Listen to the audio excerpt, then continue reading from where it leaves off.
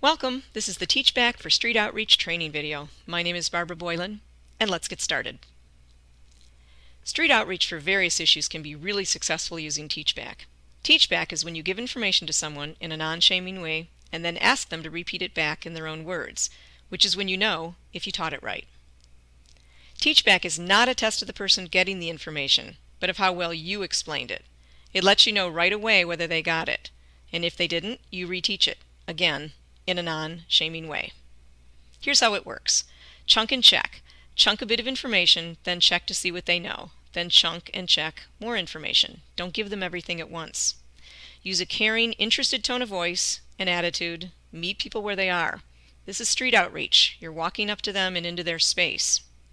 Use plain language, short statements, and slow down if needed. Use handouts, photos, props. We did a great job of this in the video, as you'll see coming up.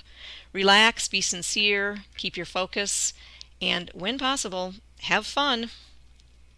In 2012, we used Teach Back to educate about the syphilis epidemic in our county and provide testing for syphilis on a mobile unit.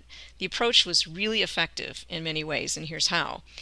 People understood the messages. We were pretty successful, as you can see by these stats, in getting a lot of people tested. We caught a pretty high positivity rate for syphilis, and we had about 350 people do education in the street. But what was really cool was during the outreach, people who were given the Teach Back would teach back to others, and then they would show up at the van wanting to get tested or to ask questions.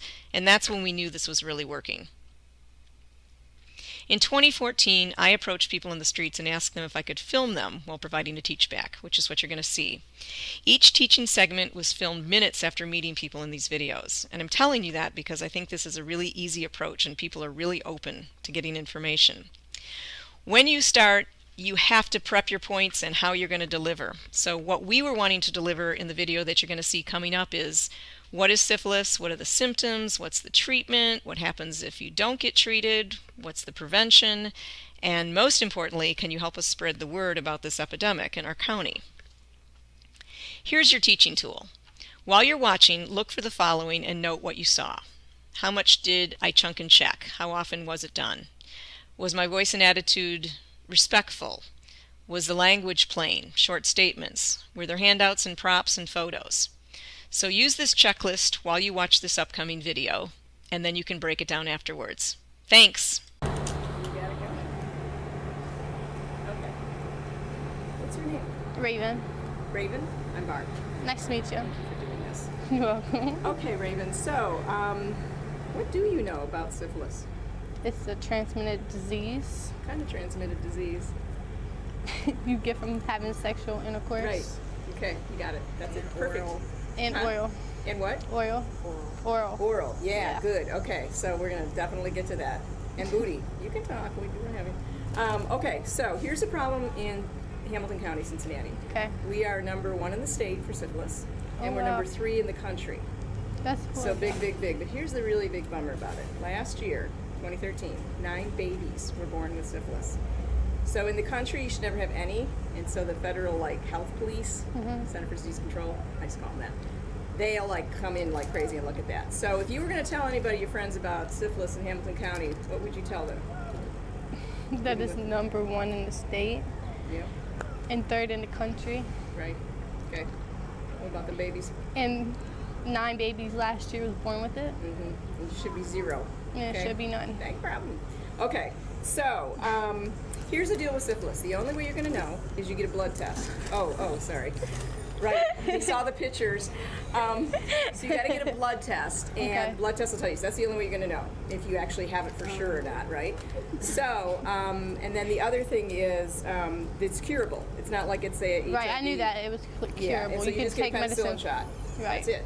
Okay, so it's not like herpes or HIV and all. Hepatitis. I think I got tested for that last year. With a blood test that they take? Yep. Good. You're smart. I get tested for all that stuff. Right. Okay, so with syphilis, here's what I'm going to tell you. I'm going to tell you the 2 things that happen with symptoms. Okay. So you have sex with somebody with syphilis, you don't know it, let's just say.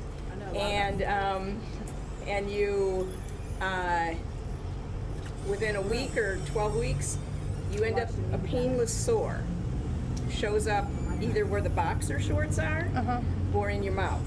Okay? But because it's painless, if it's in your mouth, you might miss it. If it's up your booty, You might miss it. If it's up your vagina, you might miss it, okay? Can I show you a picture of some painless sores Yeah. on some people? Okay. This is kind of a large penis, I get it. So, but you see?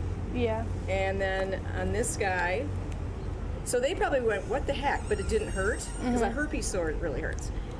See her? She could see that because that's the outside of her vagina. Right. But let me show you this other situation here. Okay, so by her butt there, not so easy to see. 'Cause Right. If you're not looking and it's not painful. See her? And then that's in the mouth, kind of like mucus patches and stuff, and our mouths can look like that sometimes.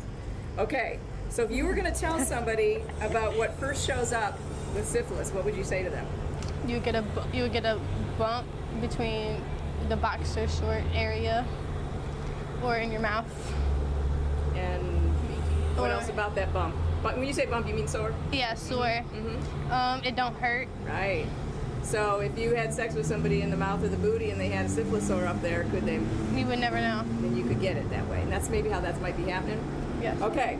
So if you have sex, somebody with syphilis, and then say the sore comes and goes, you see it and you're like, but then it goes away, doesn't come back. Then another month or so goes by, It'll come back again. and guess what comes back now? A bigger one. Rash. Now a Oh, a rash rash? shows up, Okay. and you might feel like you got the flu. Okay, so let me show you the rash. This is much easier than the sores. So that rash could look like a heat rash to me. Yeah, that's right? what it looks like, a heat rash. It could be anything. So people often get the rash, and they're like, "What?" Why do they the get it rash? on their feet and stuff? Just it can come anywhere in the body. Okay. So if you were going to tell somebody about the second thing that shows up on the body after the sore, what would you tell them? They get a rash. Okay, where could it be? Anywhere. Anywhere in the body, okay? And they might think it's something else. Okay, so then the rash goes away, and after that, no more symptoms come out on the outside of your body. It would be on the inside. You'd be inside, and unless you get a blood test, you're not going to know. And if you don't, It 10, could kill you. 15 years later, it can start working on your brain, your heart, and it could kill you, make you go blind. And at that point, you need more than penicillin. Right. Right. So if you're going to tell somebody about, they missed the sores, they missed the rashes, then what? And then it's gonna come to you. It's gonna come mess with your head or your chest, and it might kill you. Right. Okay. Good. And so, really, then how do you think you prevent getting syphilis? Get tested. Get tested. And then if you're doing sex, what kind of sex should you be doing? Safe sex. Safe sex like what? Condoms. Condoms. Birth control. Yeah, and even condoms when people are giving blowjobs, just saying. Right? I Yeah. know. Yeah, hello? Just wear it. Pass that. Just Pass that to wear her. it. Put that in the thing. Just wear it. Yeah.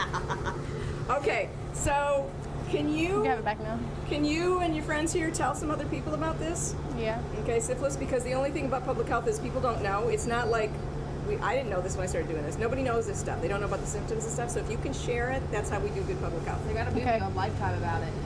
About syphilis? What's the movie? About Al Capone? He was that gangster, that old gangster that died of it. No, it's about a girl who was a virgin, and she gave this dude oral, and she got syphilis from it, I want to see this movie. and then like an outbreak happened in the school, and Nancy went and Really? tested. It's on Life. I've seen that. It's on Lifetime. It's in a Lifetime. It's on. What? Okay, I'm gonna cut this now. Thank you for doing it, but we gotta talk about that. You're a rock star. Who knew I was gonna run mine and be rock star? Okay. Does this for a living. Please feel free to use this video to train on this method. I hope it was useful. You can also contact me for coaching and training in the classroom, office, or on the street. It's my volunteer effort and I'm happy to help. Great resources coming up on the Teach Back method, the people who invented it, and my contact information will follow. Thank you.